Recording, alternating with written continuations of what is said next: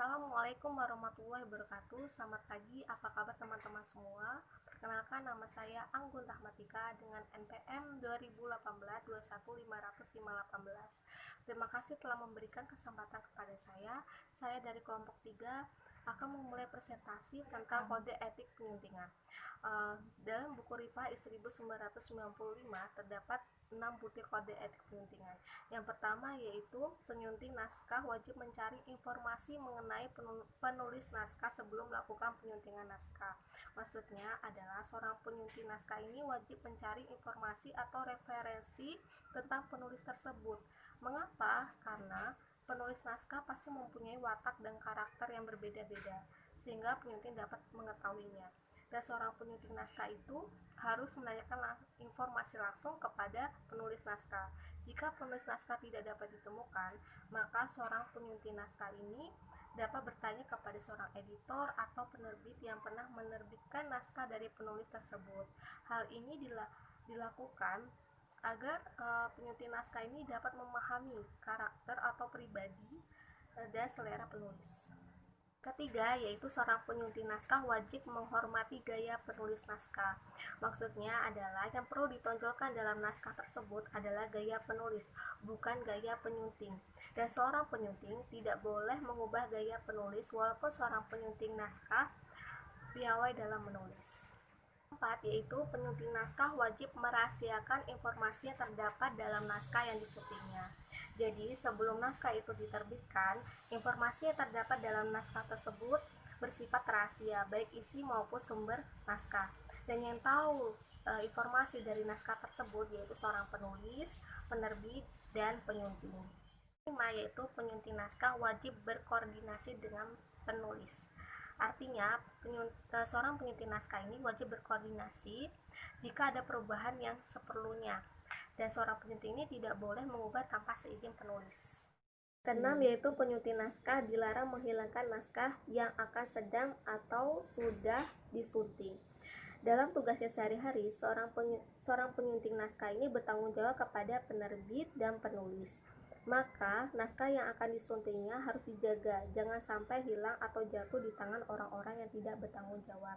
Sekian dari presentasi saya, selanjutnya akan dilanjutkan oleh rekan saya. Nama saya Arfa Hitimala dengan NPM 2018-21500527. Nah, di sini saya akan menjelaskan tentang 3 macam penulis, yaitu yang pertama penulis profesional, yang kedua penulis semi profesional, yang ketiga penulis amatir.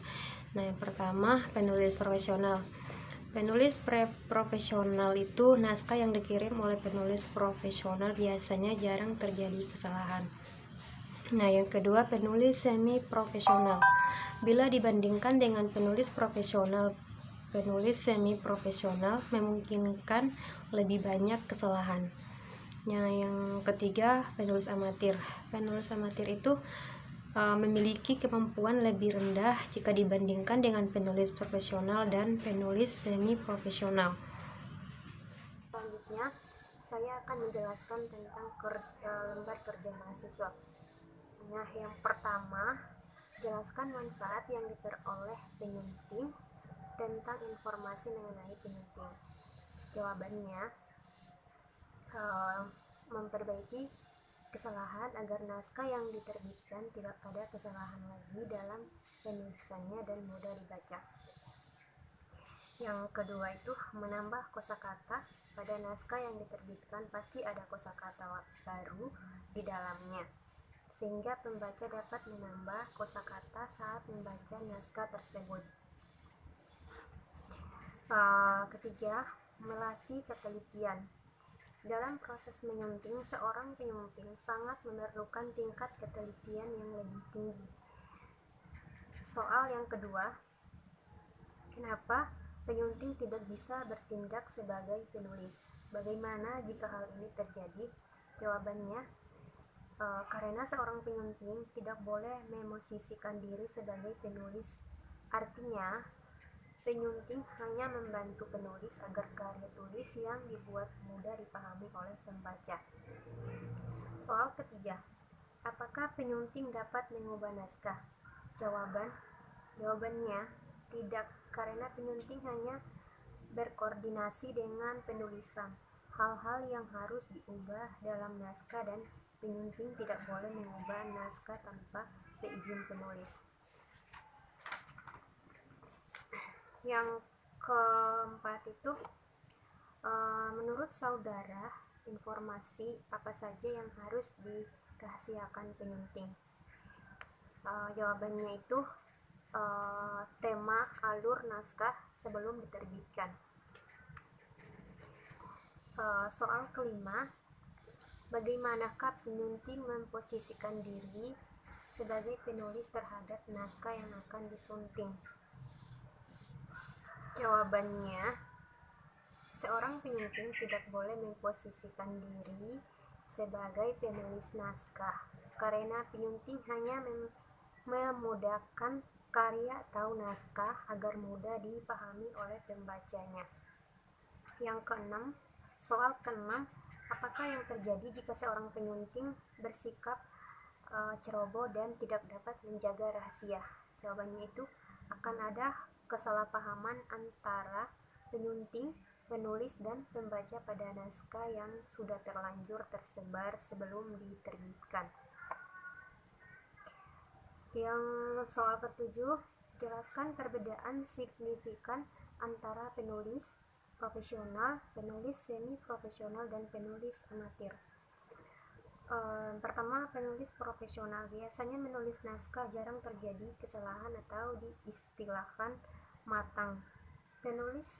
Yang kedua, penulis semi-profesional mungkin lebih banyak terjadi kesalahan dalam tulisannya, sedangkan penulis amatir itu memiliki kemampuan paling rendah. Soal ke-8, apakah seorang penulis profesional dilihat dari jumlah karya yang dihasilkan? Jelaskan. Jawabannya itu iya, karena penulis profesional memiliki kapasitas waktu yang cukup cepat untuk selalu membuat karya. Yang ke-9 itu, soal ke-9, apakah seorang penulis yang baru muncul sebagainya sehingga saat disunting oleh penyunting masih terjadi banyak kesalahan, maka belum bisa dikatakan profesional.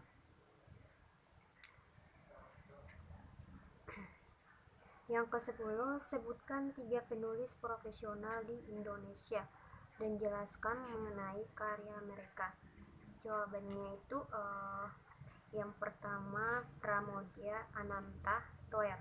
Dalam karyanya yang berjudul Bumi Manusia adalah buku dari tetralogi baru karya Pramoedya Ananta Toer yang pertama kali diterbitkan oleh Hasta Mitra pada tahun 1980. Buku ini ditulis Pramoedya Ananta Toer ketika masih mendekam di Pulau Buru sebelum ditulis pada tahun 1975. Sejak tahun 1973 terlebih dahulu telah diceritakan ulang kepada teman-temannya. Setelah diterbitkan, Bumi Manusia kemudian dilarang beredar setahun kemudian atas perintah Jaksa Agung. Yang kedua, sebelum dilarang, buku ini sukses dengan 10 kali cetak ulang dalam setahun pada tahun 1980 sampai tahun 1981 sampai tahun 2005. Buku ini diterbitkan kembali di Indonesia. Lentera di pantara buku ini melingkupi masa kejadian antara tahun 1898 hingga tahun 1918. Masa ini adalah masa munculnya pemikiran politik, AIDS, dan masa awal periode kelangkitan nasional. Masa ini juga menjadi awal masuknya pemikiran rasional ke Hindia Belanda, masa awal pertumbuhan organisasi modern yang juga merupakan awal kelahiran demokrasi. pola revolusi Prancis. Nah, yang kedua itu Eka Kurniawan dalam karyanya yang berjudul Cantik Itu Luka. Cantik Itu Luka merupakan novel pertama karya penulis Indonesia.